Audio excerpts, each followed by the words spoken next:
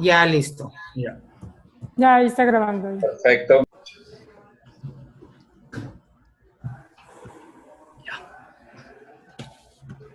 Tú tienes que dar inicio. No, pero ahora hay que reconocer que La conferencia forma parte de las mini conferencias que hemos organizado para los investigadores iniciales del Grupo Durantia. El tema de hoy es Jesús de Nazaret, ¿quién fue realmente? Lo primero que me gustaría aclarar es que el libro Durantia, en la sección de la vida de Jesús, tiene más de 700 páginas. Entonces esto en realidad no es una visión completa de lo que representa su vida, sino una síntesis o sinopsis de los aspectos más resaltantes para poder inspirar a aquellos que desean ir después a las fuentes y leer el libro directamente. Casi no hay citas, porque colocar las citas textuales implicaba un trabajo exhaustivo y demasiado espacio, y básicamente, como repito, es una sinopsis o una síntesis. Jesús de Nazaret, ¿quién fue realmente? Bueno, sabemos la vida de Jesús por diversas fuentes.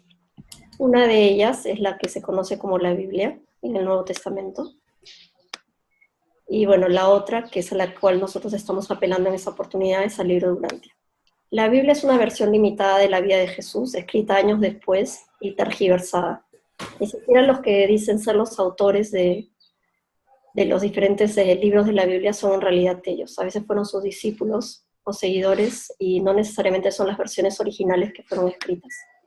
El libro Durantia, en cambio, es una revelación completa de la vida y obra de Jesús y incluye los aspectos de antes de venir al planeta, da luces sobre el misterio de la encarnación, nos habla del Jesús humano y los años perdidos de su vida, nos da alcances acerca de su ministerio personal, también nos dice en qué consistió realmente su ministerio o servicio público.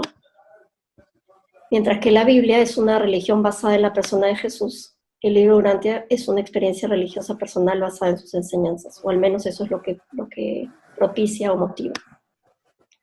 La Biblia es una interpretación de la muerte de Jesús en base a la teoría de la expiación de cultos religiosos primitivos, donde no se podía concebir el favor de Dios sin un sacrificio. Y en cambio, en el libro Durantia se nos explica el sentido real de la muerte y resurrección de Jesús. ¿Quién era Jesús antes de venir al planeta? Jesús es el Hijo del Padre Universal y del Hijo Eterno. Él pertenece a la orden de hijos creadores de universos locales o Micaeles. Es conocido como Micael de Nevadón, es el hijo creador o padre de nuestro universo local de Nevadón. En algunas versiones del libro Durantia también se habla de Miguel de Nevadón, pero me gustaría aclararles que los reveladores, cuando dieron el nombre en inglés, que es Michael, siempre insistieron en que debía en realidad utilizarse el término o la expresión o pronunciamiento del nombre en hebreo, que es Mija de Nevadón. Además, él es consorte y co-creador de nuestro universo local junto con su compañera, la hija creativa, el espíritu materno del universo o el Espíritu Santo. Además, es hermano menor de Manuel, porque además suele confundírsele con la persona de Manuel, pero en realidad son distintos y no son uno y el mismo. En suma, el Señor Micael, el Cristo Micael, nuestro Hijo Creador, Cristo Jesús, Jesucristo, son la misma persona. Y cuando decimos Padre, Él también es quien nos escucha. ¿Cuál fue el propósito de su encarnación como Jesús de Nazaret? Principalmente amar, compartir el amor de Dios, enseñar cómo encontrar a Dios y mostrarle a la humanidad cómo amar verdaderamente. Además, vino a cumplir una misión de autootorgamiento, y que experimentar y sentir la vida como cada uno de los tipos de criaturas creadas para demostrar que el plan de vida evolutivo para cada una de ellas es posible. Es decir, que no es un fraude, que no es una calle sin salida. Además, en nuestro planeta Durantia vino a cumplir su 7º autootorgamiento.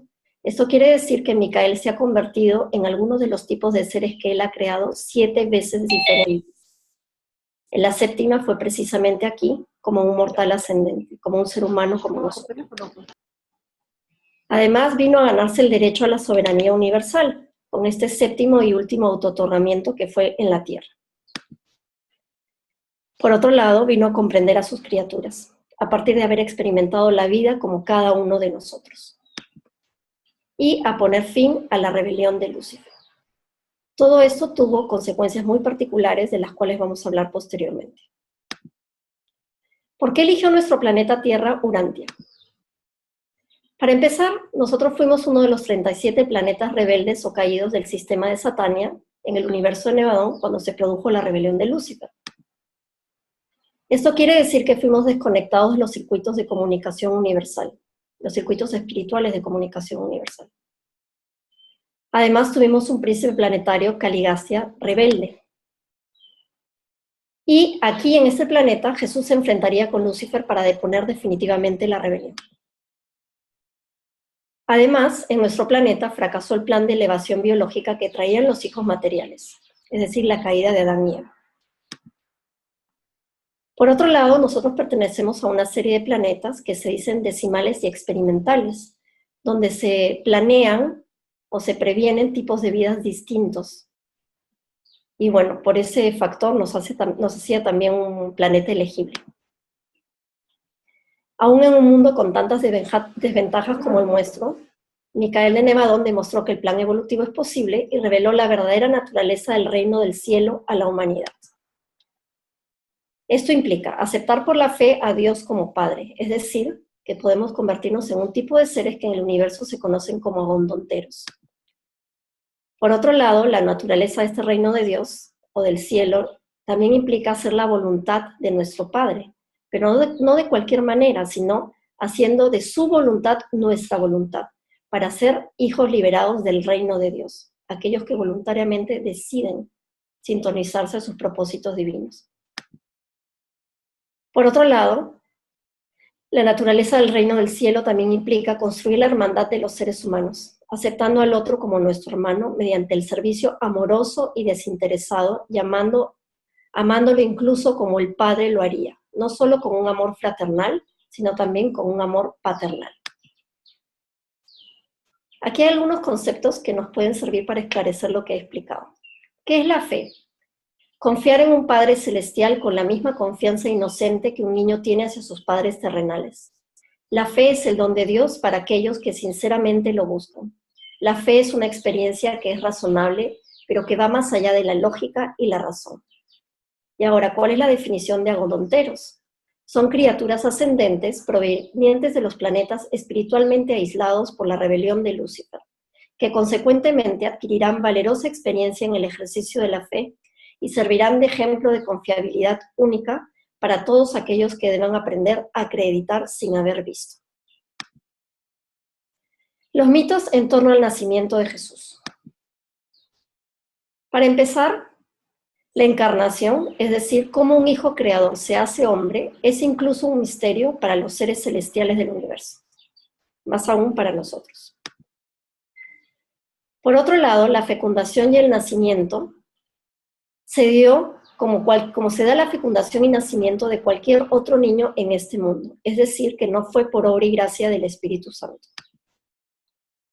Asimismo, el único acontecimiento natural o sobrenatural, que se diera fuera la anunciación a María de que Jesús sería un hijo de promesa, y la anunciación a Elizabeth de que Juan el Bautista, primo lejano de Jesús, abriría el camino para sus enseñanzas. Asimismo, la fecha del nacimiento de Jesús no es el 25 de diciembre, sino el 21 de agosto y no fue en el año 0, sino en el año 7º antes de Cristo. Por otro lado, la estrella de Belén, que se dice guió a tantos pastores y a los reyes magos, en realidad fue un acontecimiento natural y cíclico, de la cercanía entre los planetas Júpiter y Saturno, lo que devino en un destello especial muy particular en el cielo en la época. Asimismo, la localidad del nacimiento, si bien fue Belén, no fue precisamente en un establo, sino en un almacén de grano junto a los establos tallados en roca de una posada que se encontraba llena y que habían sido limpiados para albergar a más huéspedes ante el motivo del censo que se estaba solicitando para el pago de impuestos. Sí es verdad que hubo presencia de huestes de ángeles y que cantaron glorificando y alabando al Hijo de promesa, pero estos cánticos fueron imperceptibles a los oídos humanos. Sí hubo también la presencia de los llamados Reyes Magos, que se trató de hombres sabios que venían de la tierra de Ur a buscar la luz de la vida en un bebé judío, gracias al sueño de un maestro suyo que les había relatado que esta luz de la vida había nacido precisamente en Judea. Jesús fue presentado en el templo, como sucedía con los primogénitos varones de Israel, y a su presentación acompañó una canción de alabanzas al Mesías y al Rey de los Judíos, compuesta por los poetas Ana y Simeón. Ellos habían sido guiados por Zacarías, padre de Juan el Bautista. De hecho, María y José no tomaron esta situación muy plácidamente, porque consideraron que era muy pronto para arguir a Jesús como Mesías y Rey. También es cierto que Herodes asesinó o mandó asesinar a niños menores de 2 años. Y de hecho murieron 16 niños varones ante el temor de Herodes, debido al relato de sus espías, de que un futuro rey judío pudiera usurpar su trono. Al respecto, María y Jesús fueron alertados a tiempo y pudieron huir hacia Egipto. Ellos no regresaron a Galilea sino hasta 3 años después y contaron con una versión de las escrituras en griego que les había sido regalada en Egipto. ¿Cómo era Jesús como ser humano? Yoshua ben Josué cuando niño. Para empezar, Jesús es la versión griega del nombre hebreo Yoshua. Ben Josué porque era hijo de José. Él era un niño inquisitivo y curioso. No paraba de hacer preguntas en su hogar y en la escuela. Tenía gran capacidad de discernimiento. Se negaba a aceptar interpretaciones literales o blasfemias de las escrituras. Si bien fue criado como un niño común y no como un hijo de promesa, constantemente escuchaba a sus padres discutir sobre la naturaleza de su misión. A los 5 años de edad, tomó su primera decisión moral consciente y recibió la presencia del Espíritu del Padre en él, es decir, el ajustador del pensamiento, lo que también sucede con la mayoría de niños hoy en día. Le gustaba tocar el arpa y de hecho intercambiaba queso por lecciones de música. Y sus padres le permitían administrar el dinero que ganaba, algo muy inusual para los niños de esa época. Además, le gustaba mirar las estrellas y se metía en problemas cuando pasaba la hora de dormir. Le gustaba jugar con bloques de madera y viruta en el taller de su padre, jugar juegos de roles con sus amigos, así como dibujar en arena y con carboncillo, pero se abstuvo ante la interpretación judía de adoración de falsas imágenes, que había sido llevada a un extremo. Y de hecho, en alguna oportunidad, incluso tuvo problemas en la escuela por dibujar la imagen del chazán o del maestro con carboncillo en el suelo. Ante este problema, decidió finalmente obedecer a su padre. Así también le gustaba modelar arcilla con apoyo de Natán, el alfarero de Nazaret. Además, tenía una característica muy particular, que era la inofensividad. Se negaba a defenderse, a luchar por sus derechos y a juzgar individualmente a los demás. Pero su amigo Jacobo lo defendía. La relación con su Padre Celestial era coloquial. Él hablaba con él como cuando hablaba con su padre terrenal. Era un buen alumno, tan buen alumno que tenía de vacaciones siempre una semana al mes. Durante esa semana solía visitar constantemente a sus tíos. Es así como que desde temprana edad tuvo experiencias en una granja y como pescador en el mar de Galilea. Y también hacía constantes excursiones y viajes con su padre José, ya sea por trabajo o por placer, alrededor de Galilea. A los 10 años de edad, ya estaba formándose una conciencia y sentimientos acerca de que tenía una misión de vida muy especial en nuestro planeta, y fue cuando lo conversó por primera vez con sus padres. La vida familiar de Jesús. Sus padres, como sabemos, eran José carpintero y María ama de casa. Ellos habían sido elegidos por sus características genéticas, religiosas, socioculturales y de ubicación geográfica. Jesús fue el hijo primogénito de ambos, pero además tuvo 8 hermanos: José, Miriam, Simón, Marta, Judas, Santiago, Amós, Ruth. Sin embargo, el pequeño Amós murió a los 5 años de edad. Jesús se convirtió en huérfano de padre a los 14 años de edad. Y de hecho, a raíz de ello fue el brazo derecho de María, en cuanto al sustento familiar y la educación y formación de sus hermanos. Fue un padre y hermano para sus hermanos y hermanas.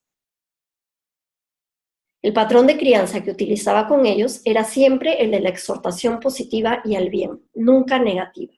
Y los castigos que se daban por la mala conducta eran tomados por el consenso de todos los hermanos mayores y con el acuerdo del amonestado, quien generalmente solía ser Judá, el más rebelde de sus hermanos.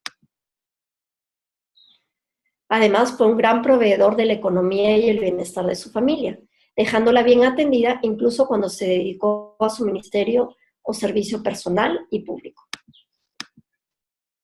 La educación de Jesús. Él creció tanto en cuerpo, mente y alma que aprendió a llevarse bien con la gente y consigo mismo. En el seno familiar, sus padres contaban con una cultura superior al promedio de la época. Le fue transmitida la necesidad de sobreponerse a los deseos personales a favor del bien común. En la sinagoga de Nazaret, donde recibió su educación formal, la interpretación que se daba de las escrituras y la ley rabínica era liberal. En dicha escuela, a cargo del Chazán, fue educado y este invertiría tiempo adicional en que Jesús dominara las escrituras. El método de aprendizaje de la época era exclusivo para niños, las niñas estaban excluidas, y estaba basado en la repetición precisamente de las escrituras. Jesús tenía tal capacidad de indagación que tanto él como sus compañeros y maestros aprendían mucho de los cuestionamientos que él hacía. La duración del periodo escolar iba desde los 7 hasta los 13 años de edad, y se graduaban como hijos del Altísimo y obreros del Señor. Además, él tuvo un aprendizaje de matemáticas con un profesor particular desde los 8 años de edad. Por otro lado, desarrolló mentalidad intercultural sobre distintas religiones, costumbres e idiomas. Ello se debió a los viajes que hacía con su padre, al hecho de que la parada de caravanas de Nazaret le permitía conocer las noticias del mundo de acuerdo a los relatos de comerciantes de tierras lejanas. Y también debido a que, habiendo traído una versión de las escrituras en griego desde Egipto, en su hogar se daba la lectura de escrituras constantemente y de acuerdo a ello recibía la visita de diversas personas locales y foráneas. Consecuentemente, él aprendió a hablar, además de hebreo, griego y arameo. Incluso era tan brillante como alumno que vino desde Jerusalén, Nahor, con miras a que él se pudiera educar posteriormente y de manera superior en la ciudad. Pero este plan se vio frustrado por la muerte de José. Sus oficios y habilidades. Conoció cada uno de los tipos de trabajo de su tiempo. Fue carpintero y constructor. Lo aprendió de su padre José y construía todo tipo de cosas. Además, aprendió a tejer el telar de forma adecuada y se lo enseñó su madre María. Horticultor y granjero. Asimismo, pescador. Aprendió trabajos de metalistería. Fue tutor de sus hermanos y hermanas que fueron educados en casa. Las hermanas fueron educadas en casa. Fue tutor de Ganit, un muchacho hindú, hijo de un mercader, mientras viajaban por el Imperio Romano alrededor del Mediterráneo. Y fue conductor de caravanas. Tras su labor de tutor con Ganit, condujo con seguridad a cientos de personas, camellos y mercancías al otro lado del lago Urmia en el mar Caspio. Además fue maestro. Cuando niño, antes de los 10 años, ya lideraba un grupo de 7 muchachos con miras a ganar y aprender cosas buenas en la saga de enfrentarse a la vida adulta. Cuando adolescente fue padre y maestro de sus hermanos. Poco a poco logró cambiar la forma de rezar y las costumbres religiosas de su familia, apóstoles, discípulos y seguidores. Por ejemplo, en la puerta de su casa, como costumbre judía, había un dintel con un pergamino y tenían la costumbre de besarlo y de encomendarse al Señor cada vez que entraban y salían por la puerta. Él explicó a José, su padre, que consideraba que esta era una costumbre en realidad idólatra. Y a partir de sus explicaciones, la costumbre judía y familiar fue cambiada. Asimismo, motivó a su familia a que hagan sus propias oraciones. Como les costaba mucho hacerlo, compuso la oración del Padre Nuestro. Asimismo, logró que la celebración de la Pascua fuera sin sacrificios de animales. Cuando adulto, se convirtió en un maestro espiritual de una nueva índole, consciente de que él verdaderamente era Dios y hombre en una sola persona. A nivel individual, se dedicó a su ministerio personal y a nivel grupal a su ministerio público. Las características personales de Jesús. Era respetuoso, honraba a su padre y madre, pero por sobre todas las cosas a su Padre en el cielo. Ante la declaración de amor de Rebeca, una chica que se enamoró de él en el pueblo, le manifestó que se sentía agradecido y halagado, pero que debía respetar la prioridad de atender a su familia y convertirse en un hijo del destino que no podía dejar descendencia. Era justo y flexible con sus hermanos y motivo por el cual ellos lo adoraban y respetaban. Practicaba la inofensividad, como ya hemos dicho, consideraba que defenderse era juzgar y castigar a los otros, y estimaba que esto debía dejarse en manos de los grupos sociales, las familias, los jueces y también en manos de Dios. Era desapegado a lo material, vendió sus propiedades e incluso pertenencias personales cuando lo necesitaba. Por ejemplo, el dinero de la venta de su arpa sirvió para que Judas, su hermano, pueda ir a la escuela. Era trabajador, y de hecho la calidad de su trabajo como carpintero y constructor era tan buena que siempre tenía trabajo. Además, era un buen administrador, y estas cualidades le permitieron con el tiempo mejorar la economía familiar e incluso llegó a comprar un taller de reparación de caravanas. Pero también era austero, debido a las circunstancias difíciles, todos en su familia se contentaban con poco. Asimismo, era tolerante y buen negociador. Ante la ocasión del arresto de Judá y el hecho de que se perdiera la celebración de su primera Pascua en Jerusalén, Jesús fue muy paciente con su hermano.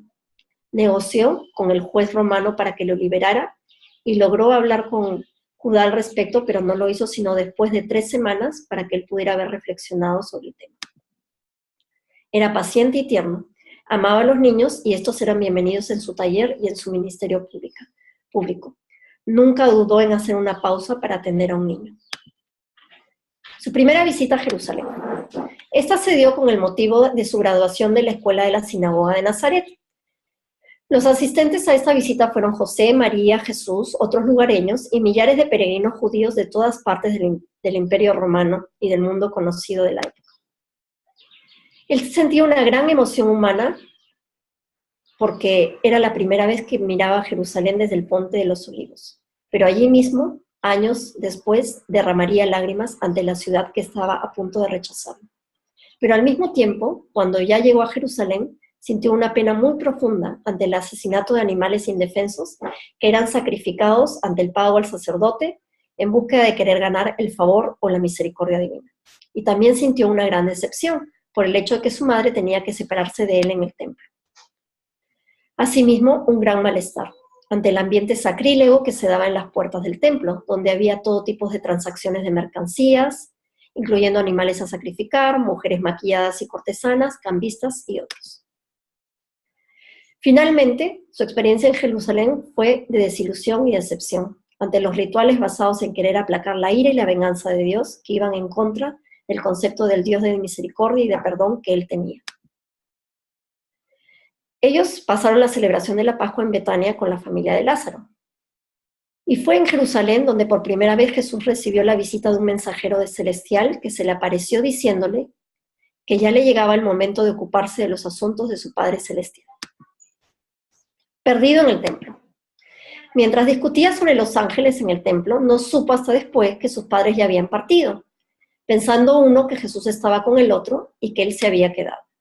Pasó la noche con sus amigos en Betania. Debido al gran conocimiento que tenía de las Escrituras, tanto en hebreo como en griego, pudo cuestionar de manera desafiante, pero con justicia y amorosamente, a los doctores de la ley judía, de modo tal que pudo sugerir sus ideas sobre el Padre Celestial, que iban en contra de todo lo que había observado en esos días en el templo. Cuando sus padres lo encontraron y ante la reprimenda de María, él respondió: ¿por qué me habéis buscado durante tanto tiempo? ¿No os imaginabais que me encontraríais en la casa de mi padre, puesto que ha llegado el momento para mí de ocuparme de los asuntos de mi padre? El ministerio o servicio personal de Jesús, ayudando a una persona a la vez. Aspectos resaltantes. Jesús, por un lado, fue tutor de Ganit en asuntos académicos de vida y espirituales, recorriendo el Imperio Romano alrededor del mar Mediterráneo. Pero también, durante su ministerio público, él se hizo ciudadano del mundo, ya que se familiarizó con todos los tipos de trabajos, razas y tipos de seres humanos existentes. Fue asimismo un precursor de la futura obra de expansión del Evangelio que harían sus discípulos, previendo que sería rechazado por el pueblo judío. Una de las principales maneras en que logró esto fue preparando a 32 líderes religiosos en Roma, entre los cínicos, los estoicos y los del culto de misterios. No atacó nunca sus errores ni mencionó jamás los defectos de sus enseñanzas. Seleccionaba la verdad a medias y la embellecía e iluminaba para que esta nueva verdad desplazara la anterior, y con ello, estos 32 líderes religiosos contribuyeron a la rápida expansión futura del cristianismo en Roma. Además, fue conferencista en Urmia, un anfiteatro y templo para conferencias dedicado al espíritu y a la filosofía de la religión, donde se buscaban las semejanzas fundamentales entre religiones.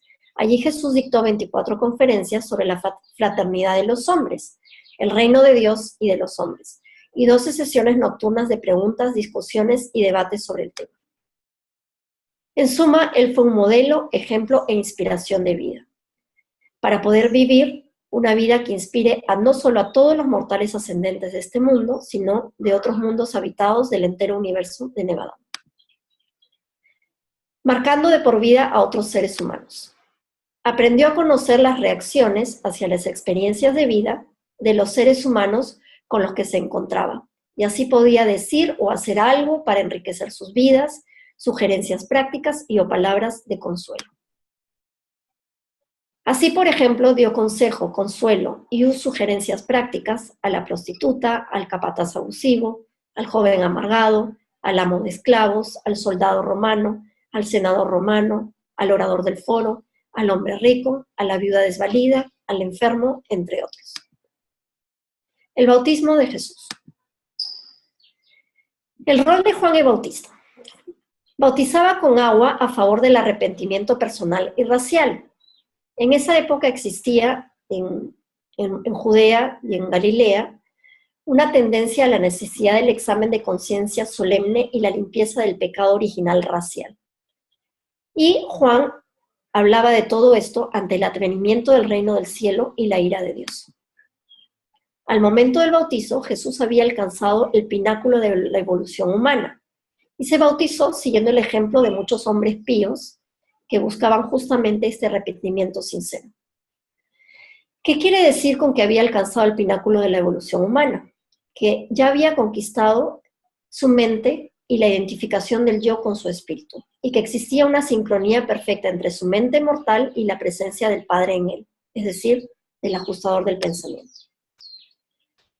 El bautismo de Jesús representó el acto final de su vida puramente humana en la tierra Urantia. La fusión con su ajustador del pensamiento se esperaba, es decir, la fusión de su mente con el ajustador del pensamiento. Y se escuchó una voz que dijo: «Este es mi Hijo bien amado, en quien tengo complacencia». Testigos de ello fueron Juan el Bautista y 2 de los hermanos carnales de Jesús. Sin embargo, esta fusión no se dio.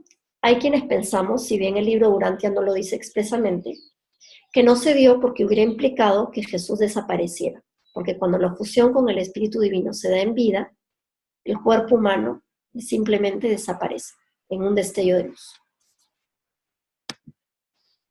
Jesús oró a cambio. Se abrieron los cielos y tuvo la visión de sí mismo como Hijo de Dios Creador antes de su semejanza en la carne mortal. La naturaleza de su misión. Por un lado estaba la visión del Mesías, el concepto judío de las escrituras hebreas, el regente religioso político del pueblo judío en posición de supremacía con respecto al resto de la humanidad, el israelita perfeccionado y representativo, el que reuniría en sí mismo los cargos de siervo del Señor, profeta, sacerdote y rey, a favor de la gloria nacional judía, el levantador de la maldición de la raza humana a causa de la caída de Adán y Eva, y el redentor del hombre y de su naturaleza malvada. Por otro lado estaba el concepto del Hijo del Hombre. Jesús tomó este concepto del libro de Enoc. El Hijo del Hombre había dejado la gloria celestial del Padre para venir a la tierra y traer la salvación a los humanos, y por ello decidió elegir este concepto. Existía un rasgo ajeno al concepto del Mesías, la unión de la naturaleza humana y divina. Nunca antes había sido revelada la encarnación del Creador en forma de criatura. Y se buscaba la inauguración del reino del cielo en el corazón de los hombres, no en el mundo externo, es decir, la aceptación de la paternidad de Dios y la construcción de la hermandad del ser humano mediante el renacimiento del espíritu. El retiro en el Monte Hermón. Después de su bautismo, Jesús se fue a solas durante días al Monte Hermón en el desierto para dilucidar el trabajo que haría acerca de cómo mostrar el amor de Dios para el beneficio de este mundo y de los demás mundos del universo local. No fue como una seta ni ayunó. De hecho, había venido a este mundo para destruir para siempre la idea del sacrificio para acercarse a Dios. Tampoco fue tentado literalmente. Allí decidió que no utilizaría ninguno de sus poderes divinos para impresionar. Decidió no convertirse en la clase de Mesías que el pueblo judío esperaba. No sería un rey en un trono. Él sería un transmisor de la verdad, respetando la voluntad del Padre Celestial en todo momento. Allí terminó ganando su derecho a gobernar nuestro universo. Se enfrentó a Satanás, representando a Lucifer, y a Caligastia, el ex príncipe planetario de Urantia, que seguía aclamándose como tal. Los derrotó en calidad del Hijo del Hombre, pasando la gran prueba de la lealtad humana y adjudicándose el título de príncipe planetario y la soberanía del universo. De hecho, tuvo un encuentro con Gabriel, el ejecutivo en jefe del universo, y este le manifestó que su obra auto-otorgadora había concluido con respecto al término de la rebelión y la ganancia de la soberanía divina, y que de hecho podía terminar su encarnación en la forma que lo desease. Su ministerio o servicio público, la predicación y atención pública y a las multitudes. El hecho que tuviera dicha comunicación con Gabriel, diciendo que él podía terminar su vida en la carne como lo desease, a pesar de que ya había concluido la misión de su auto-otorgamiento, implica que el ministerio o servicio público de Jesús en realidad fue un regalo voluntario que él hizo a los hombres. Este ministerio público se daba siempre de acuerdo al nivel de comprensión de la gente. Él usó muchas parábolas para que la verdad pueda ser entendida por los que tengan ojos para ver y oídos para escuchar. Las parábolas enseñan la verdad, pero cada persona puede entenderlas de diferente manera. Así, por ejemplo, en la parábola del hijo pródigo, en su sabiduría, el padre da a sus hijos completa libertad para aprender por su cuenta, por su propia experiencia y sin juicio. Y está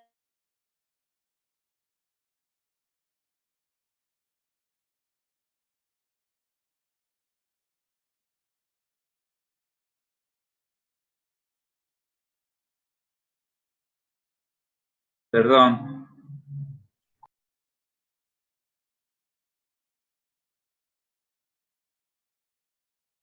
Me parece que se le ha ido la señal. Luz. Se te ha ido la voz, se te ha ido la señal. Yo te Sí, ¿El hijo pródigo la dije? No. Ya. Las parábolas permiten que la verdad pueda ser entendida por los que tengan ojos para ver y oídos para escuchar. Enseñan la verdad, pero cada persona puede entenderla de diferente manera. Por ejemplo, en la parábola del hijo pródigo, en su sabiduría, el padre da a sus hijos completa libertad para aprender por su cuenta, por su propia experiencia y sin juicio, y está dispuesto a recibir a todo aquel que lo esté buscando, incluso a aquel que deliberadamente se haya perdido o haya desperdiciado imprudentemente su vida. En la parábola del mayordomo del rey, el padre mostrará la mayor misericordia a aquellos que muestren misericordia con su prójimo.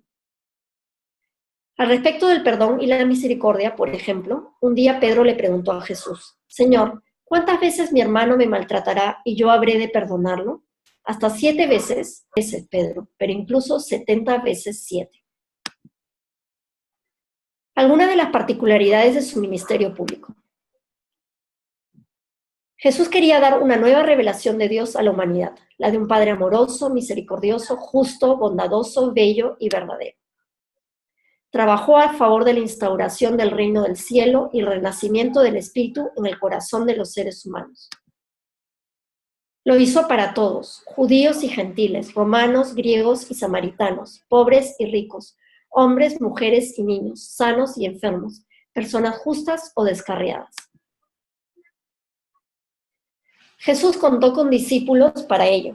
pero también con apóstoles, los 12 apóstoles que ya conocemos. Pero además de ello, tuvo un cuerpo apostólico de mujeres, que los invito a leer en el mismo libro de Urantia. Milagros versus salvación. Muchos se acercaban a él en búsqueda de ser curados. Como Jesús era compasivo, a veces usaba sus prerrogativas divinas para curar, como en el caso del leproso. Pero generalmente la curación se daba a causa de la fe de las personas y confianza sincera en Dios. Algunos de los llamados milagros de curación y de otra índole fueron involuntarios. Él, como ser humano, anhelaba que las personas se curaran, anhelaba que las personas recibieran lo que estaban anhelando, pero a veces olvidaba sus prerrogativas divinas e instantáneamente había una hueste de ángeles y de seres encargados de que sus deseos se cumplan. Jesús era consciente, sin embargo, de que ser sanado o curado no siempre ayudaba a las personas a ser fieles y a confiar en Dios, y por ello, la prioridad de su ministerio público estaba en difundir el Evangelio y en salvar almas. Las enseñanzas sobre la oración y la adoración al Padre. Jesús habló muchas veces de la importancia de la oración y la adoración. Con respecto a la oración, dijo que era importante orar desde el corazón, usando palabras simples como hablando con un amigo. Jesús nos enseñó a orar en secreto, a solas, honestamente, con imparcialidad y con fe. Asimismo, dijo que las respuestas a las oraciones no eran inmediatas, pero que mejoraran la actitud hacia la vida de la persona que estaba orando y recargaban sus baterías espirituales. La oración debe incluir la acción de gracias, decía Jesús. Asimismo, debemos orar por el bienestar de nuestros amigos y compañeros, incluso por el de nuestros enemigos. Asimismo, debemos recordar orar cuando todo vaya bien. Tras aquietarse y orar cada día, debemos permanecer en silencio por un tiempo para estar abiertos al Espíritu de Dios guiando el alma. Pero sin embargo, la oración no reemplaza la labor de ayudar a las personas. Por otro lado, no debemos pedirle a Dios que resuelva todos nuestros problemas, sino pedirle fuerza espiritual, sabiduría y guía para enfrentarlos. La oración es como recargar las baterías espirituales del alma. El agradecimiento, orando en grupo, asimismo, da lugar a la armonía social.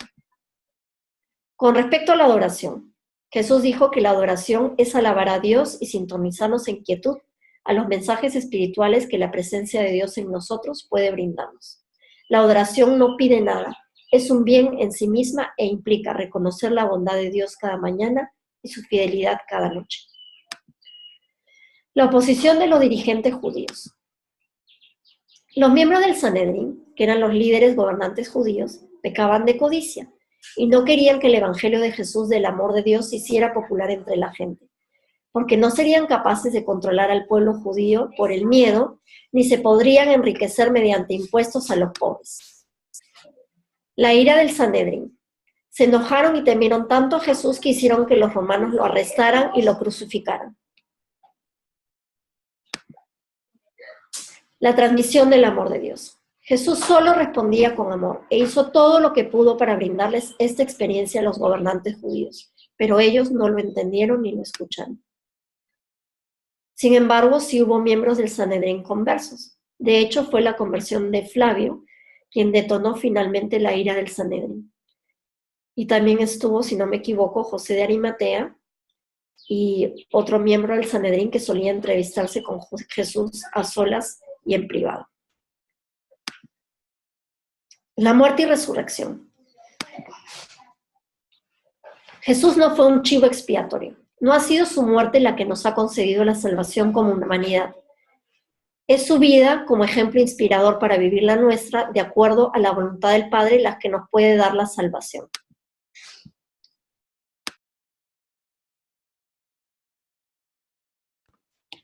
Hacer la voluntad del Padre permite renacer del Espíritu y dar los frutos del Espíritu que se manifiestan en una vida de virtud y rectitud, de acuerdo al plan de verdad, bondad y belleza que rige el universo. La resurrección del alma humana. Micael de Nevadón comprobó en su vida, como Jesús de Nazaret, que el alma humana que ha renacido del Espíritu es el cuerpo de supervivencia para transitar los mundos venideros o moradas del Padre, que se conocen en el libro de Urantia como los mundos moronciales.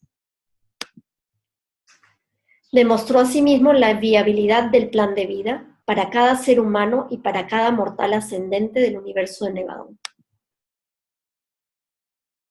La resurrección de Jesús y sus apariciones fue en un nuevo cuerpo, en una forma superior, como la que tendremos nosotros si optamos por la supervivencia. Finalmente, después de las apariciones, regresó al centro del universo, donde se unió a nuestro espíritu materno universal, habiendo ganado la soberanía universal. El legado de Jesús. Tanto en serio personal como público, llegó a comprender a la gente que fue tratando en su vida y amó a todos y a cada uno de ellos. En Pentecostés, antes de dejar el planeta, derramó su propio espíritu a todas las personas de corazón honesto. Este espíritu amoroso, invisible de Jesús, guía a la gente cada día para que tenga fe y gran esperanza en una vida futura. El espíritu de la verdad es un sentimiento sutil e invisible de la rectitud o la justicia de algo. Guía, conduce a aquellos que buscan la verdad. Vive en nuestra mente y corazón. Conforta y te ayuda a no sentirse solo. Te conduce a discernir qué es verdad. Ser miembro de la familia universal. Jesús nos transmitió que todos y cada uno somos hijos de Dios y que por elección podemos ser miembros de la familia universal. De hecho, hemos de armarnos de valentía para vivir su legado de vida.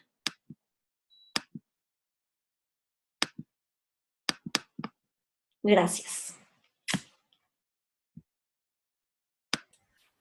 Bueno, habiendo concluido esta síntesis y sinopsis, me gustaría también decirles que esta está enfocada principalmente a las personas que recién son lectores del libro Urantia, para que se motiven a poder leer y buscar en la fuente directa testimonios más claros o más precisos de lo que he explicado.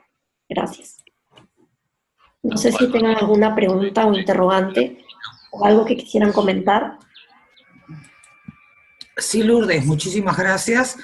Como siempre, tus exposiciones brillantes y con mayor conocimiento para los detalles que nos has podido proporcionar. Necesitamos que puedas, por favor, de optar la opción de quitar las diapositivas. Ahí está, ahora sí.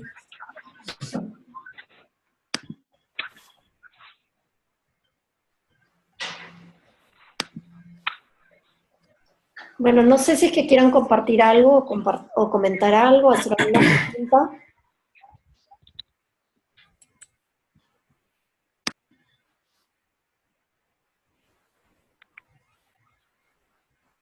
Yo quiero preguntarte algo, Lu. ¿Qué cosa es lo que humanamente crees que se asemeja más a nosotros? Humanamente de Jesús. Sí. Bueno, para empezar, el hecho de que literalmente era un ser humano.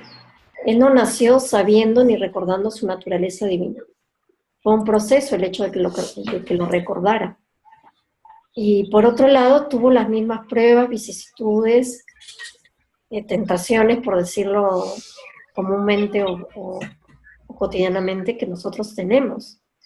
De hecho, cuando adolescente, pasó una prueba durísima, que no solamente tuvo que encargarse de sus hermanos como padre y buscar el sustento familiar, sino que además, digo yo, el libro Urantiano lo dice, habrá pasado por todas las vicisitudes que pasa todo adolescente, ¿no?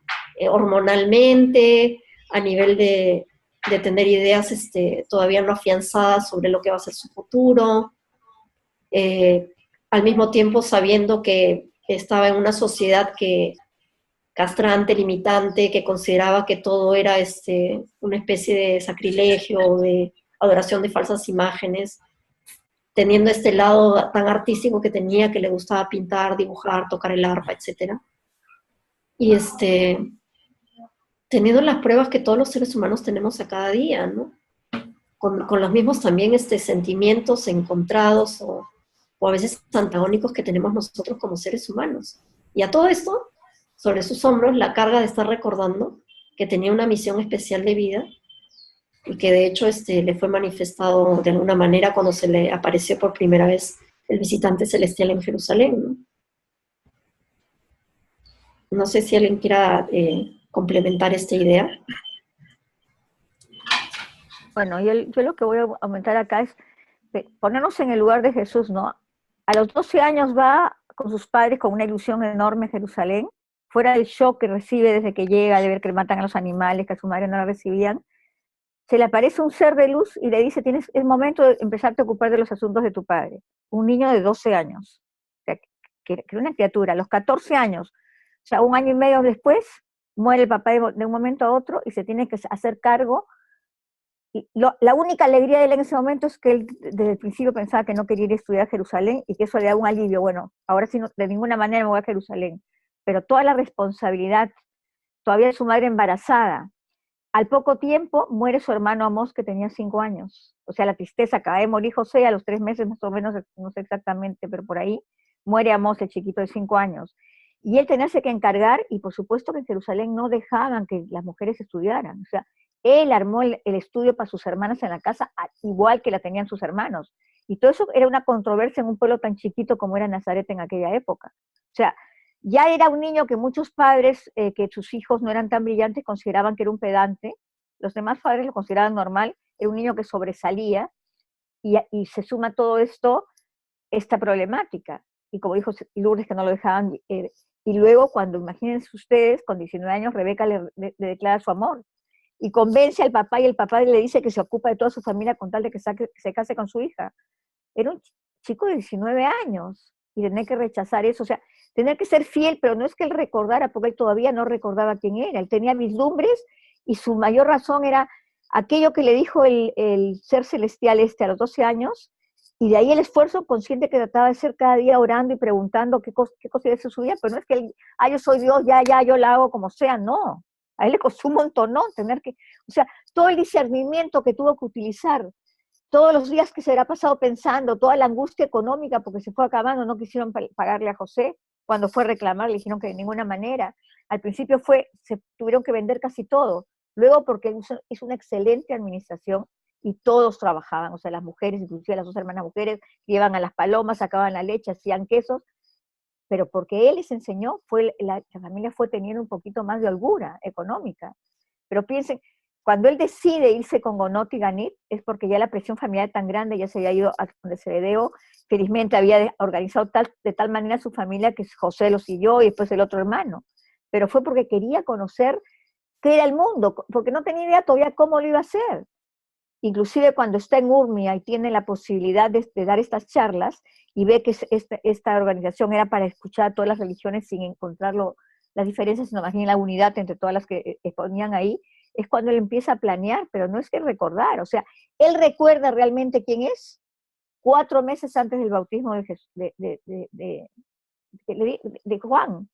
O sea, hasta que recordó, piense que realmente murió a los 37 años, y fueron 3 años de ministerio público, o sea, él recordó quién era a los 34 años. Tiene que haberse esforzado, y yo creo que el ejemplo que él nos da es el esfuerzo que tenemos que hacer cada día, ese esfuerzo consciente de revisar, porque el día se pasa rápido, y se pasan las semanas, y se pasan los meses, pero ¿cuánto realmente yo hago el esfuerzo de revisar cómo ha sido mi día de útil, constructivo, y de vivido de la gloria del Padre? Se nos pasan los meses, se nos pasan los años, y muy lindo, leemos el libro Durante, nos importamos en los congresos, pero ¿cuánto de verdad me estoy esforzando cada día? ¿No? Bueno, eso es mi aporte, y si hablo mucho, pues hacer demasiado.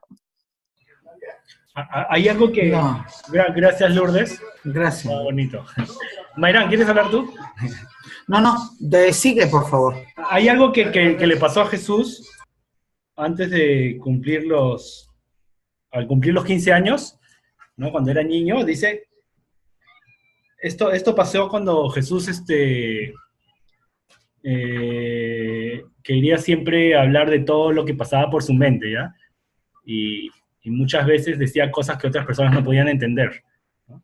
Dice, pero Jesús estaba aprendiendo a no expresar todos sus pensamientos, a no presentar todas sus ideas al mundo, ni siquiera a su propia madre. A partir de este año, las revelaciones de Jesús acerca de lo que pasaba por su mente fueron reduciéndose cada vez más, es decir, que cada vez hablaba menos de asuntos incomprensibles para una persona corriente, cuya mención pudiera llevar a otros a considerarlo raro, diferente del común de la gente. En apariencia se volvió un ser común y convencional, aunque anhelaba encontrarse con alguien que pudiera entender sus problemas. deseaba tener un amigo fiel y de confianza, pero sus problemas eran demasiado complejos para la comprensión de los seres humanos que lo rodeaban. La singularidad de su situación especial le obligó a soportar a solas el peso de sus cargas. O sea, prácticamente, de hecho, hay muchas personas que se han sentido como Jesús, ¿no? Que al no hallar personas que pudieran comprender lo que él quisiera explicar o cosas que pasaban por su mente, ¿no? De hecho, que muchas personas se han sentido solas en el mundo porque tal vez no había alguien que pudiera comprenderle, ¿no? De hecho, tenemos en Jesús a alguien que de hecho ha pasado por todo, pues, ¿no? Entonces puede comprender y entendernos mejor a todos, ¿no? Es una cosa. Y eso pasó antes de los 15 años, imagínense. Pero yo pregunto, ¿no? ¿No tuvo un poco de ventaja en relación al resto de la raza humana? Porque al final el ajustador que tuvo, fue uno de los más grandes y mejores. Pero eso no le da ninguna desventaja, Mayran, porque tu comunicación con el ajustador no es que, hola pata, ¿cómo estás? Y lo conversas todo el día. Te puede estar inspirando y tienes que escuchar, tienes que aquietarte, tienes que realmente contactar con él, porque te puede estar diciendo maravillas y ni siquiera te enteras. Yo no pienso que tenían ninguna ventaja. O sea, obviamente era el ajustador que había estado en Maquiventa y que tenía una experiencia para venir acá, pero él ha crecido igual que todos nosotros y ha sido su esfuerzo consciente. Y lo que acaba de leer Rubén es súper interesante, porque realmente él se da cuenta que no puede hablar de las cosas porque lo van a tildar de loco. Ya los padres decían que era un impertinente. Y se empieza a caer, inclusive con su madre. No puede hablar porque la madre no lo va a comprender. Era como un terruco de la época, ¿me entiendes? Él era diferente, encima el Saguedí lo empieza a perseguir, los persiguen también a ellos, a los familiares, porque es lo normal.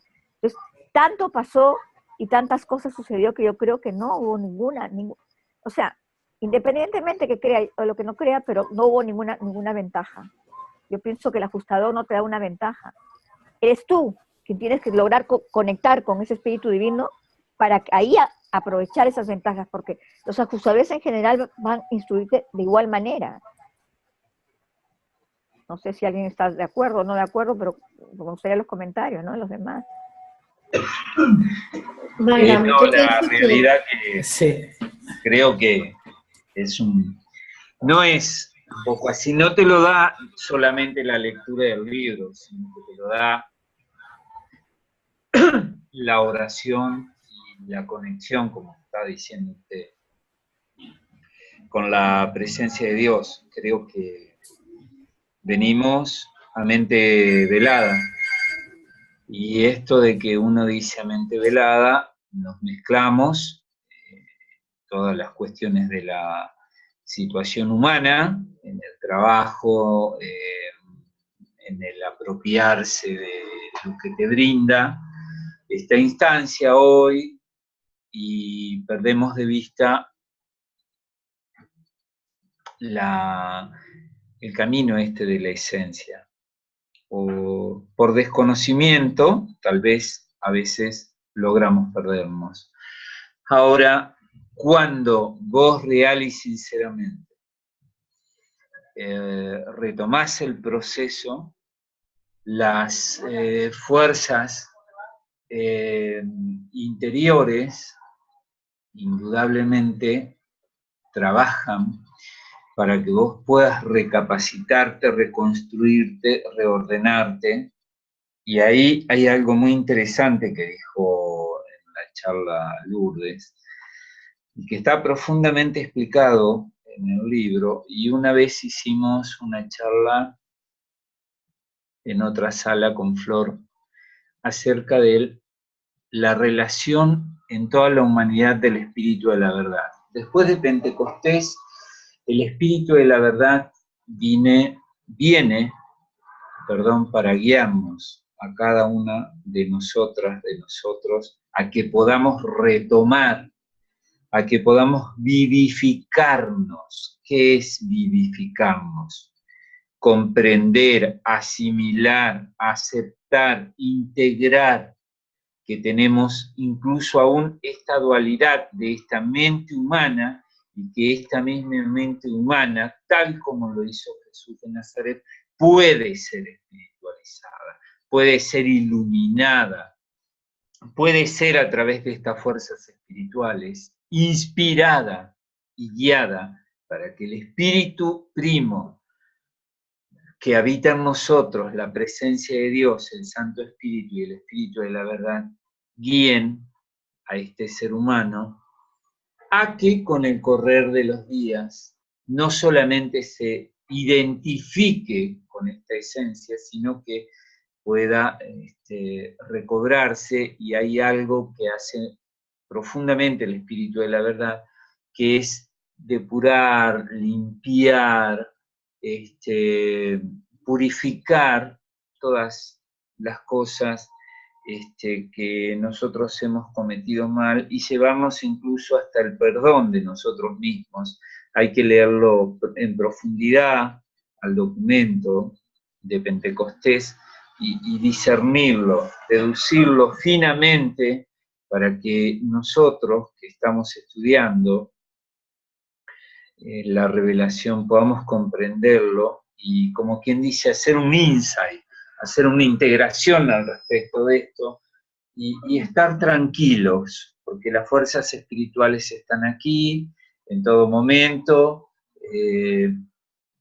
dispuestas a trabajar en nosotros en la medida que nosotros permitamos, y creo profundamente lo que dijo nuestra hermana recién, en relación de que él se empezó a dar cuenta a los 15 años, nosotros nos estamos dando cuenta ahora.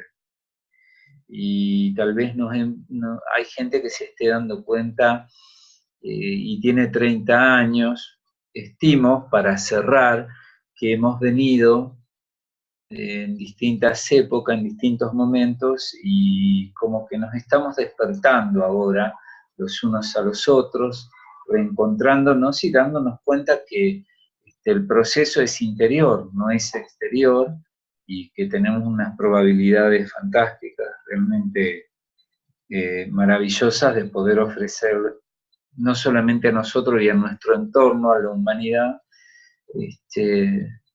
el amor de Dios Padre Celestial, que fue lo que en verdad tenemos nosotros como, no solamente como misión, sino como hecho, y lo podemos ofrecer de manera muy dulce, comprensiva, amante, y hacer todo esto que decía Lourdes en la conferencia, ¿no es cierto? El hecho, ahora cierro, el hecho de que en Perú se dé ese congreso, que me gusta mucho el nombre, Jesús lo hizo, ¿por qué no nosotros?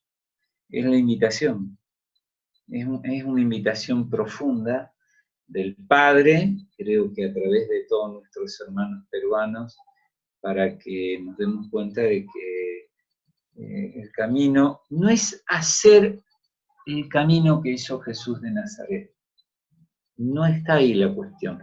Está en que nosotros nos podemos transformar y ser estos representantes aquí en la tierra, aún en carne, en hueso, trabajando en nuestras actividades,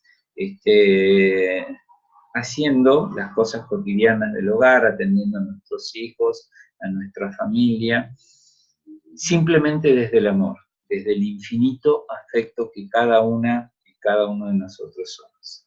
Discúlpenme si me extendí. Estuvo muy buena la charla hasta ahora. Gracias. Flor quería hablar. Sí, nada más era una duda, una pregunta que ya he conversado con Maidana inclusive, pero me gustaría saber el punto de vista de Lourdes, las dos Lourdes, porque me encanta cómo disciernen a veces las ideas. Y tú, Lourdes, mamá, acabas de tocar un tema interesante. ¿Cómo se imaginan ustedes que Jesús fue haciéndose consciente de su ajustador del pensamiento? Coincido contigo en que no debió de haber ayudado, porque si el ajustador ayudaba, entonces impedía que su yo mortal experimentara como cualquier mortal, ¿no? Creo yo que esa era la tarea de él.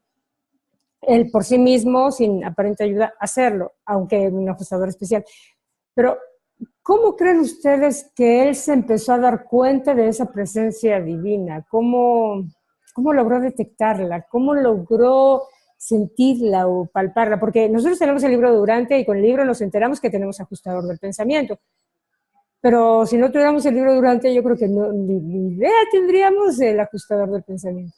Pues Jesús no tenía el libro Durante, eso es importante. Flor, A lo mejor había algunas... sí. no termina tu pregunta, disculpa. No, digo, que seguramente había libros que tenían algo al respecto, ¿no? Pero me refiero, no es en base a lo que él se enteraba, sino cómo él desarrolló, cómo se les ocurre a ustedes que él desarrolló. Bueno, para empezar, yo no creo que es que el ajustador no haya ayudado. O sea, ayudó, pero en la misma medida que ayuda a cada otro ajustador, a cualquier ser. O sea, no fue una ayuda especial así, porque finalmente el ajustador hace lo suyo y el ser humano también tiene que hacer su parte. El encuentro es en el camino medio, en el alma, por así decirlo, ¿no? Pero no, o sea, te enteras de que existe un ajustador con ese nombre por el libro Durantia, pero en lo personal yo pienso que desde pequeño, y hablo por mí al menos, uno siente una presencia distinta dentro de sí. O sea, hay quienes le dicen la voz de la conciencia, pero hay otra voz que es la de la supraconciencia, algo que es más sublime, más sutil. Y a mí me gusta en lo personal mucho escribir y a veces me he quedado sorprendida de cosas que he escrito en determinado momento de mi vida y que yo digo, esto no lo puedo haber escrito yo. O sea, es un nivel de reflexión, de comunión, de unidad con Dios y con el Padre, que es tan sublime, tan sutil y tan elevado, que no se explica sino a la luz de la guía precisamente de ese Espíritu Divino que está dentro de ti.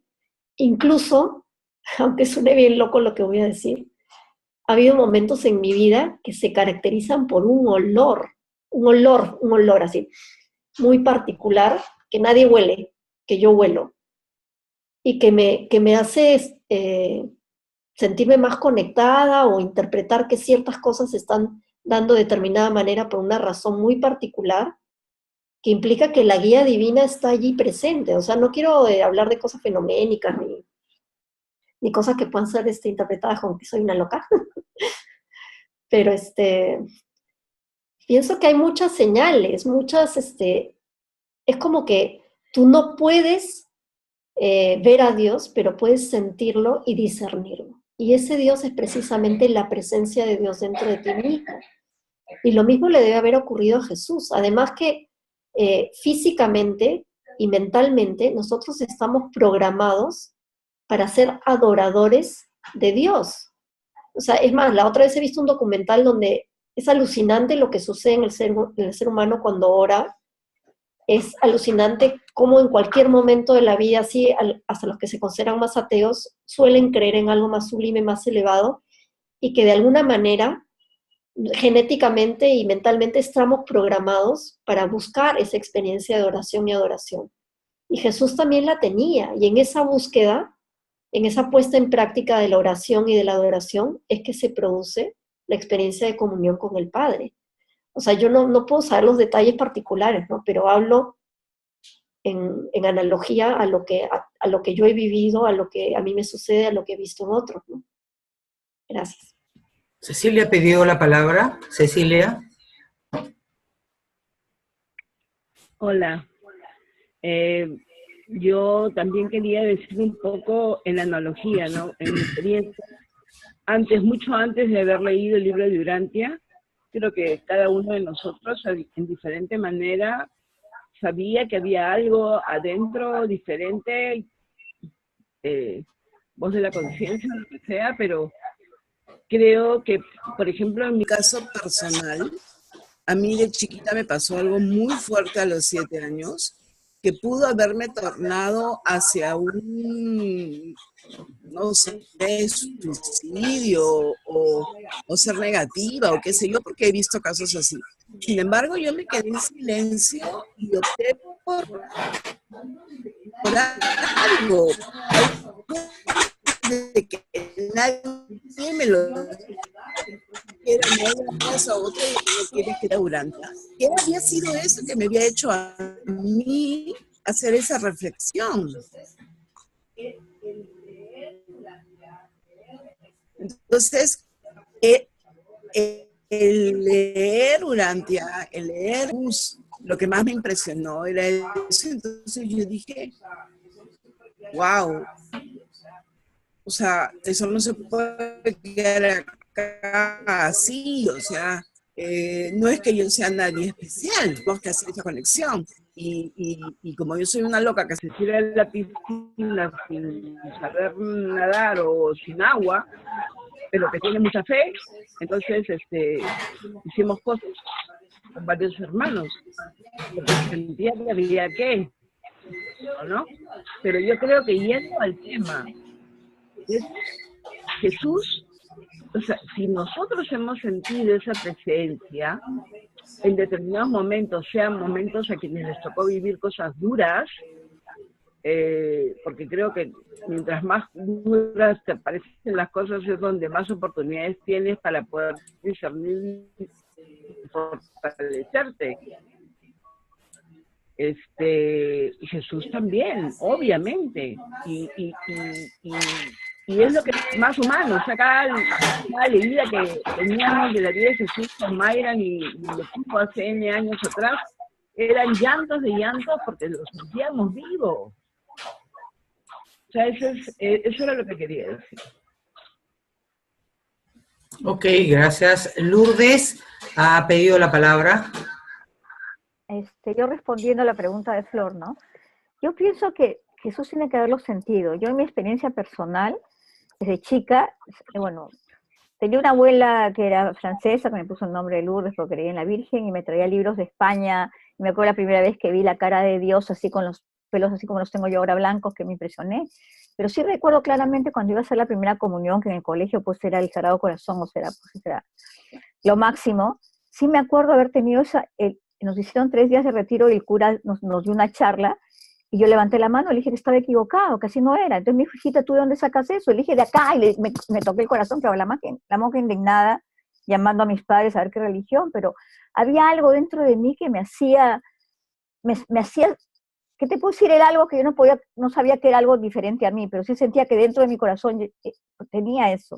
Y yo pienso que Jesús lo tiene que haber sentido de la misma manera. Tú piensas que cuando tenía 5 años, María se espantaba porque las 80 ritos y religiones judías, él terminaba de hacer sus ritos, sus religiones, y decía, ahora voy a hablar con mi papá que está en los cielos, y hablaba con su padre en los cielos tanto como hablaba con José. O sea, él no diferenciaba o tenía un honor más grande para el padre que está en los cielos que para José. Entonces María andaba bastante preocupada al respecto porque decía, ¿cómo va a hablar con el Padre Celestial igual que con José? Entonces yo pienso que Jesús tiene que haber sentido y tiene que haberse sido inspirado, y que, así como tú decías, Flor, hemos visto, claro, somos ahorita lectores del libro Urantia, pero cada uno tiene su propia historia, y estoy segura que cada uno de alguna forma ha sentido ese espíritu divino desde pequeño, o un poquito más tarde, pero eso es lo que nos ha guiado a estar hoy día, por ejemplo, aquí conversando varios, ¿no?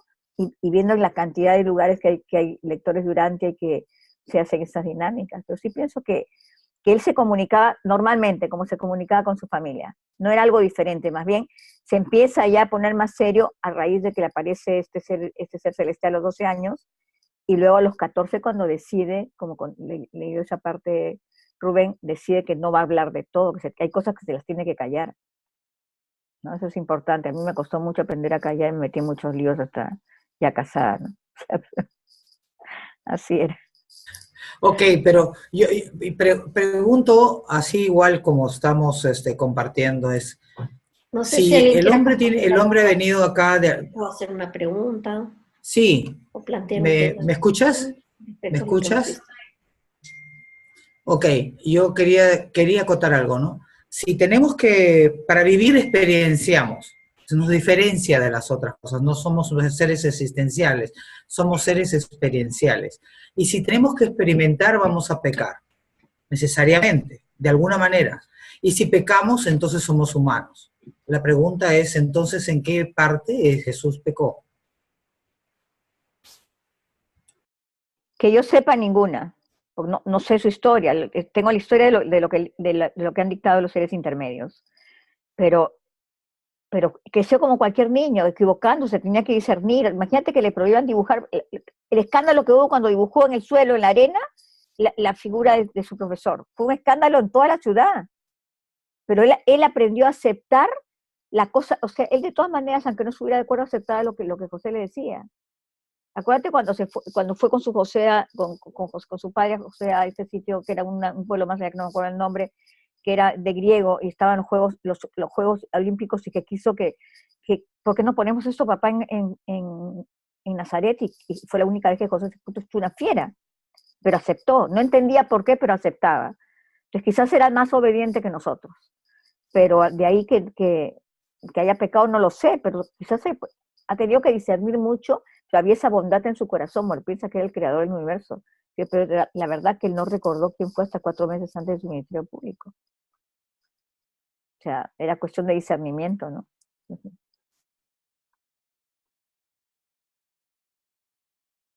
Sí, Flor me hizo una acotación, yo también le hice la misma pregunta y me contestó algo interesante, que para aprender no necesitas pecar. Qué pena, digo yo, pero bueno, sí, pues. Más que nada que Jesús era un observador, pensador. Y entonces, pues sí, observaba las consecuencias, y teniendo sentido común y siendo pensador, asumo que sabía por dónde sí y por dónde no. Y podía evitar el por dónde no. ¿Mm? Y algo que me llama mucho la atención... Perdón. Adelante, Luis. Sigue, Flor. No, nada más que me llama mucho la atención o sea, sí, todo lo que dices lo entiendo, sí, que se siente que hay algo adentro que no sabes cómo definirlo, pero que está ahí, o sea, sí se siente, es bien palpable, ¿no?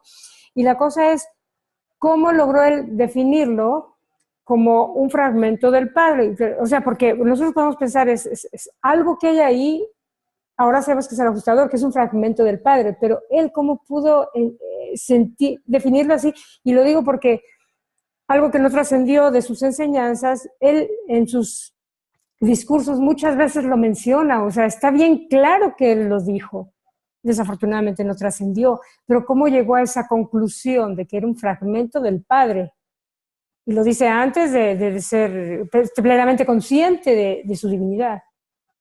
O sea, son pequeñas preguntitas que sirven para ir sabiendo cómo contestarle a otros también cuando tienen dudas similares. Estoy aprendiendo. Yo no sé, no estoy segura, si estoy entendiendo que tú dices que en el libro Urantia se afirma que él ya hablaba en términos del fragmento del Padre, porque yo entiendo que él hablaba de renacer del Espíritu, Hay momentos... el reino de Dios en el corazón y la mente de los hombres, de la presencia del Padre. Por ejemplo, la presencia del Padre, pero sí, según yo lo interpreto, sí, no dice ni la palabra ajustador del pensamiento, ni la palabra fragmento exactamente, pero sí hace alusión a ello. Y en otras conversaciones, leyendo los documentos, decimos, es que, ¿cómo esto no trascendió? Si es de peso, es bien importante. Si eso hubiera trascendido, yo creo que hoy en día pensaríamos muy diferente. Desafortunadamente, bueno, no trascendió. Pero es claro que él lo dice. Sin decirlo, lo dice. Pero ya las religiones de la época hablaban de eso, pero no con esas palabras. De hecho, en los resúmenes que hace Ganit, guiado por Jesús, donde se rescata lo más positivo de cada religión, hay muchos extractos que se refieren a la presencia de Dios dentro del ser humano, no necesariamente con las palabras que el libro de Urantia nos revela, ¿no? O sea, es una verdad que ya se conocía. Lo que pasa es que también hay que pensar que en esa época el ajustador del pensamiento no era un legado universal para todos los seres humanos de mente normal. Eran solamente algunos los que recibían ajustador. Gracias a que Jesús vino, se dio esa prerrogativa. Además del hecho de que contamos con el Espíritu de la verdad. Entonces quizás no era algo vox populi, ¿no? Completamente conocido. Pero digamos que los iluminados de las distintas religiones de cada época, sí habían tenido una experiencia y un conocimiento con respecto a esto. Lourdes ha pedido la palabra. Sí, también tendríamos que aumentar a esto de que se supone que hay años perdidos, que nosotros los tenemos, pero en todas las religiones cristianas pues, existen los años perdidos. No sé por qué se les perdió, si lo perdieron a propósito, pero indudablemente sabemos de Jerusalén y después aparece en su labor pública. Entonces hay muchas cosas que no nos hemos enterado y ahí es donde se ha perdido aquello que tú dices, Flor. Eso es lo que me imagino. Ha pedido la palabra Isabel. Bienvenida.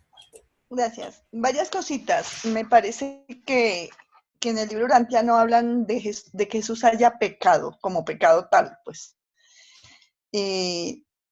Pues entendiendo que el pecado es la falta de prácticamente conexión con la fuerza divina.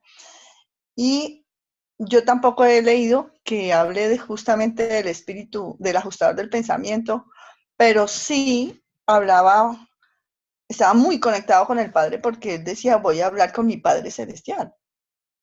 Y sí tenían conocimiento de la presencia de ese Espíritu de Dios en nosotros, como decía Lourdes, hija, hace un ratito, muchas religiones. Recordemos que eso se trae por primera vez el conocimiento, incluso que tiene mucho conocimiento que tiene el libro Urantia, se trae por primera vez por Caligasti hace 500.000 años. Luego Maquiventa Melquisedec también trae el conocimiento, desde otro punto de vista, ¿no? Él tenía que resolver otros asuntos. O sea que no es desconocido en la humanidad, en muchas religiones se conserva ese concepto de la presencia de Dios, llamándose de muchas maneras. Hoy nosotros decimos ajustar del pensamiento porque el libro viene a darnos claridad en muchos conceptos y muchas palabras de las que usamos, precisamente para que en los próximos 1000 años se generalice el uso de esos términos más correctamente. Era más o menos lo que les quería decir y saludar.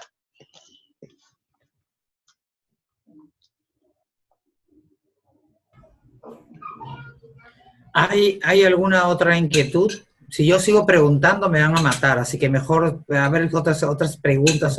Quisiera agregar algo sobre el fragmento divino, ¿no? Yo antes de conocer la revelación de Urantia, sabía que había un espíritu dentro del cuerpo del hombre, pero yo entendía que ese espíritu éramos nosotros mismos. Antes de venir al mundo prácticamente se nos hizo olvidar todo, ¿no?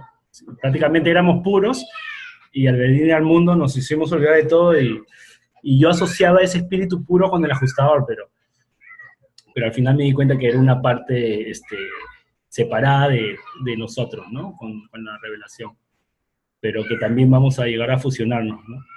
Y de hecho que después entendí que Dios, como es una sola persona, no podría vivir en todos los cuerpos, pues, ¿no? Entonces, de hecho, que para estar con todos se tiene que fragmentar de algún modo, ¿no? Entonces, de hecho, de alguna manera, entonces, tenemos a Dios dentro de nosotros, pero tampoco no está solamente dentro de nosotros, ¿no? Está dentro de bastantes personas y también está ahí en el paraíso, ¿no? Entonces, de hecho, que sacamos que es el ajustador fragmentado de Dios, ¿no? El espíritu fragmentado del Padre, pues, ¿no? Entonces, después entendí que no éramos nosotros mismos, sino que era algo separado de nosotros que en el posterior futuro nos íbamos a fusionar, ¿no? Eso es todo. Más bien ya me voy a ir. Gracias, Lourdes, por tu gracias. Y acá te haga visita, te quiere. Mira, te quiero saludar. Quisiera solamente... Ha pedido la palabra Isabel. A ver, Isabel, dinos. Lo que acaba de hablar Rubén, hay una discusión que realmente no se ha podido resolver. Las personas aseguran que nosotros, Isabel Reynoso vino del paraíso, como dice Rubén, nos borraron las memorias y que tenemos que regresar allá. Yo difiero de ese concepto que es muy de Oriente, porque el único que yo creo que vino del paraíso es el ajustador del pensamiento. La personalidad que se me asignó a mí arranca conmigo acá de cero, por decir algo, y se va expresando en la capacidad que yo desarrolle de espiritualidad. Primero pues avanzamos en amor y luego en el espíritu. Pero a mí me gustaría escuchar qué opinan ustedes sobre esa discusión que en Colombia, cuando se dan esos debates son tenaces, porque los que vienen del budismo y todo eso lo mantienen vivo, como que si eso es una realidad. Y con una pregunta que hacía Lourdes, mamá, hace un ratito, en efecto, los años perdidos de Jesús se perdieron o se ocultaron adrede por la Iglesia de Roma, porque el Papa, no me acuerdo cuál fue el Papa, consideraba terrible que el Hijo de Dios naciera del pecado del sexo. Y cuando hacen eso no caen en cuenta que en la Biblia quedaron muchos párrafos que hablaban de María y sus hijos, de los hermanos de Jesús, de cosas así que pusieron en evidencia que el cuento está mal contado. Pero me gustaría una respuesta sobre la inquietud que les planteé. Ok. Lourdes pidió la palabra. Estoy de acuerdo contigo, Isabel, o sea, eso de decir que se nos borraron las memorias es muy cómodo, además, porque entonces quiere decir que somos seres divinos y qué mala suerte que se nos borraron. Y que lo que tú estás diciendo es verdad, o sea, no se nos borró nada, pero claro, indudablemente viene del budismo, yo creo que más del budismo la nueva era, porque la nueva era realmente se ha convertido, hay tanta mezcla y tantas cosas que se ha convertido en una gran ramera, esa es la realidad, pero que no es así, o sea, la gente puede discutir, pero simplemente tiene que ir al origen del libro Durante porque tienes que profundizar, pero tienes que pedir discernimiento también, porque no es que la primera leída te viene la iluminación, pero no hay ninguna memoria perdida, esa es toda una teoría que viene de muchos años atrás, de diferentes religiones, de diferentes tipos de religiones, pero que se ha fortalecido muchísimo más con todas estas cosas de la nueva era. Sin embargo, esto lo aprendí del mormonismo, más o menos. Que dicen que todos nosotros antes de venir al mundo somos como ángeles, ¿ya? Entonces aceptamos venir al mundo a ser probados y todo, y así como Jesús, ¿no? Prácticamente cuando vino al mundo hasta los 30 años no supo quién era él, pues, ¿no? Algo así, pero esto es algo de las corrientes, como dices, de las antiguas religiones, ¿no? Yo entendía que antes de venir al mundo nosotros ya existíamos, pero de hecho existimos desde que nos conciben, ¿no? Y posteriormente a los 5 años nos entregan al ajustador del pensamiento. Pero sí, yo entendía que antes que ese ajustador éramos nosotros mismos, ¿ya? Y que en este mundo ya aparecíamos sin saber que habíamos vivido antes o tener una vida preexistente, ¿no? Pero esas son cosas que ya, gracias a la quinta revelación, he podido darme cuenta que no es así, pues, ¿no? Y ya, pues, ahora de hecho que tenemos, de hecho, esa misión de tener que fusionarnos con el Padre y haciendo su voluntad desde ahora, ¿no? Gracias. Lourdes, ¿querías decir algo? sí, en verdad, bueno, yo también pienso que existimos desde que estamos aquí, sin embargo, siempre me pregunto, o sea, me tengo serios cuestionamientos con respecto a qué es la personalidad, ¿no? Que obviamente no se refiere a la personalidad humana. Isabel dice, nos es asignada cuando nacemos en este mundo, pero viene del Padre también. Entonces allí hay como que una nube, o sea, acepto que existimos desde ahora, pero hay como una nebulosa que dice, ya, existimos desde ahora, pero nuestra personalidad viene del Padre y existe desde antes, o es algo potencial que te lo tienes que ganar, o qué, ¿no? O sea, son cuestionamientos que suelo hacerme. No sé, ¿qué piensan los demás al respecto? Sí, también me cuestiono lo mismo, Lourdes, pero nosotros solo somos un concepto en la mente de Dios, ¿verdad? O sea, Él nos creó así como Él se imagina que podemos alcanzar esa perfección. Pero es una potencialidad. Bueno, es que la personalidad no cambia, no varía. Eso es un gran dilema que tenemos analizando eso. Si en efecto el hecho de que la personalidad es dada por el Padre viene del paraíso y es divino también, pero si no logramos expresarla, pues nunca es un estuche que nunca abrimos. Sí, queda uno con la duda, me parece. Lo que sí es verdad, o sea, esto va a quedar como duda, pero lo que sí es verdad es que no es que seamos, como dicen muchos, somos ángeles perfectos, ángeles caídos, somos seres de luz que estamos viviendo una experiencia material, no es verdad que somos seres de luz, pues ojalá lleguemos a ser seres de luz, pero todas esas teorías pues todavía están muy, muy arraigadas en el planeta, sobre todo en esta época.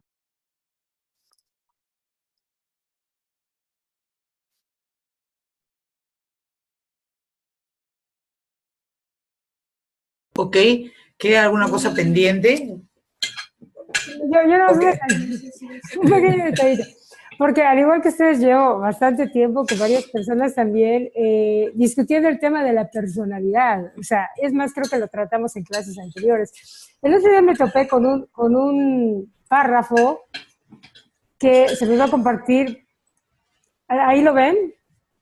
Me llamó la atención y lo puse, todo esto sobre la personalidad, pero dice, la existencia de la personalidad depende del acto de los padres. ¿Cómo interpretan ustedes esto? Digo, pensando en que unos, y Isabel, Lourdes, mamá dijo el otro día que tú pensabas que en el nacimiento o en la, bueno, ya no me acuerdo, pero están las dos opciones abiertas. Entonces, ¿a qué se refiere con el acto de los padres? ¿La existencia de los padres o el acto mediante el cual los padres se unen para crear un nuevo ser? A lo mejor es tonta la pregunta o tonto que se los presente, pero es en busca de tener una idea verdaderamente clara del proceso de la personalidad, de aparición y del proceso, para quitar el tema de si hubo antes, porque si inicia con el acto de los padres, entonces no hay un antes, no hay nada manifestándose antes que después se corte y luego se venga a manifestar acá. No. ¿Qué dice en inglés? ¿Qué dice en inglés? Porque a mí me parece que ese acto debería ser acción. O acción. O sea, pero si fuera la acción de los padres, sí, obviamente nosotros como mamás sabemos que lo que tú hagas va a favorecer o perjudicar la personalidad de tus hijos. Es un hecho. Además, claro, sí, por supuesto, sí. No, Lourdes, yo pienso que es desde otro ángulo. Pienso que la decisión de papá y mamá de engendrar un hijo, este es el acto que origina la dotación de la personalidad. Obvio. Nosotros, de acuerdo a la educación que le demos a los hijos, podemos desarrollar o generar manifieste de manera más perfecta. Pero pienso que ese párrafo que puso Flor está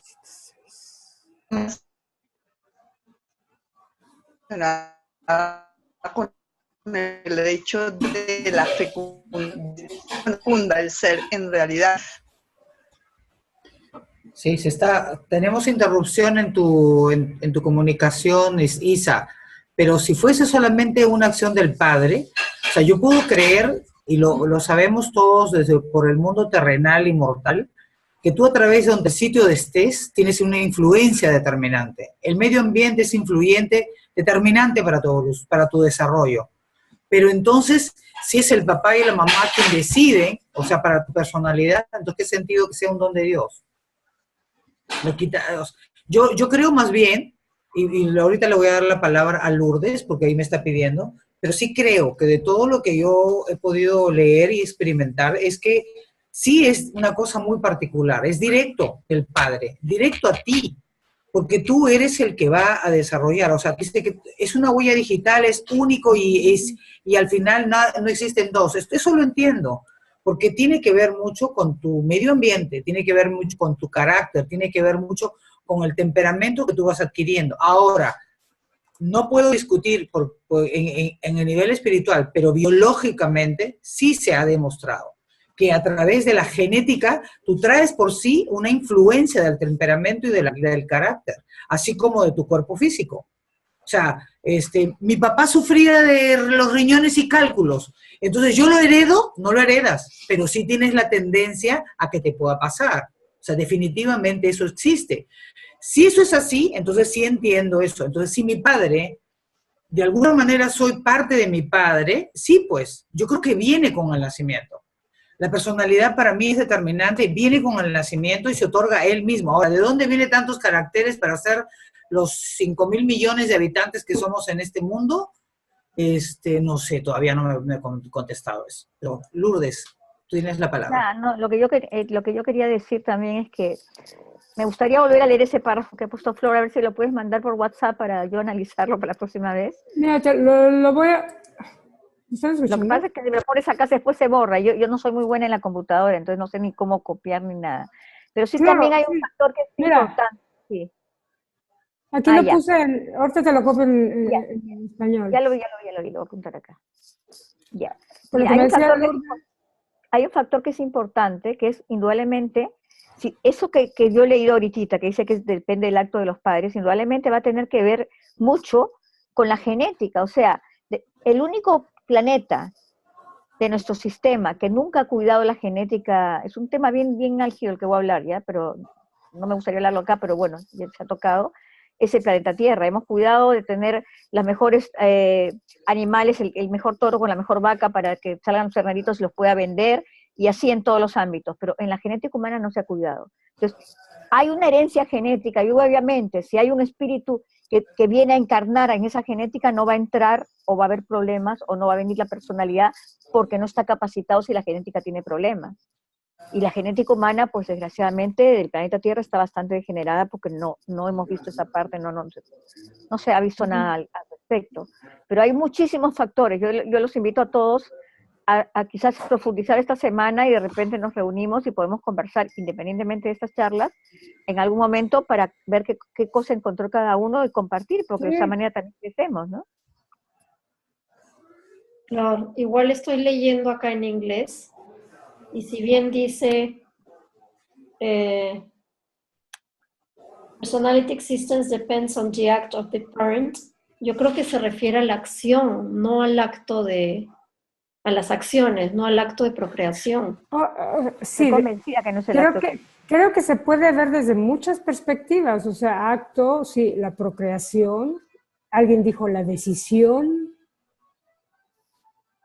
o sea, en realidad es bien amplio, y estoy de acuerdo contigo, me encantaría, Lourdes, porque entre mejor entendamos todos los detallitos, mejor... Nos ponemos a profundizar, tenemos algo con que... Y compartirlos. Perfecto. Buena idea.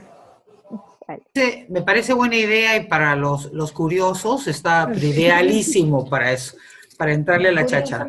Esta semana yo creo que podemos invitar, nos ponemos de acuerdo y buscamos de lo que podamos hacer, pero sí es un tema que queda todavía, es como la tilde, ¿no? Tenemos la I, pero nos falta la tilde. Creo que por ahí estamos en el asunto. Yo quiero, ya siendo las 6:10 de la noche, 6:10, que ha pasado el tiempo indudablemente, agradecer a Lourdes Burgas Cisneros, quien ha sido nuestra expositora de hoy día y el que nos ha generado todo este zaperoco de cosas, de pleitos, de discusiones, en las interrogantes. Gracias por ser, siempre ser tan pensante. Yo sé que no te gusta que te tiren flores, pero al César lo que es del César. Entonces creo que por ahí va el asunto. Y les agradecemos enormemente estar juntos, estamos con ustedes, y muchas gracias por compartir. Bueno, yo les agradezco por ser el motor, el impulso y la presión para generar cosas, ¿no? Porque en realidad es eso, el poder dárselo a otros lo que hace que uno produzca cosas. Al menos yo funciono así, ¿no? A veces para uno, en realidad uno no hace muchas cosas, pero para otros sí. Igual he visto que había muchos errores en PowerPoint. La verdad es que no he tenido mucho tiempo de revisarlo. No sé si es que se pueda, antes de publicarlo en Google o algo, pasar la versión correcta o cómo se hace. Editarlo. Sí. Sí, Ya de eso después converso contigo, Mayra. Ok. Antes de cerrar, ¿podría, Lourdes, quedarte un rato y hablamos de Perú? Por favor. Ok. Buenas noches, buenas tardes a todos, que tengan un buen fin de semana, y no quiero salir de la sala sin antes decirle a Jorge Buckingham, nuestro presidente durante a Perú, feliz cumpleaños, disfrútalo, mañana es su cumple, ¿no? Y muchos besos y aplausos para ti, Jorge, que tengas un bonito día familiar, te revienten piñatas, cohetes y todo lo demás, ¿sí? Felicidades. Ok. Adiós. Listo, hasta luego, adiós. Tu regalo. Lourdes, yo Natalia, ¿sabes qué, Lourdes? Es un excelente, excelente material para los que están llegando. Me encantó. Si eso lo pudiéramos, todo tu trabajo, lo pudiéramos presentar a quienes están llegando a conocer a Jesús, diste los puntos básicos, tratado, lo claro desde diferentes perspectivas. Bien lindo. Muchas gracias, Lourdes. Muy bonito. Muy bonito. Está para ser compartido, pero voy a pasar la versión corregida. Listo. Gracias, nos vemos. Gracias a todos. Que tengan un lindo fin de semana. Lindo domingo. Bye, un beso.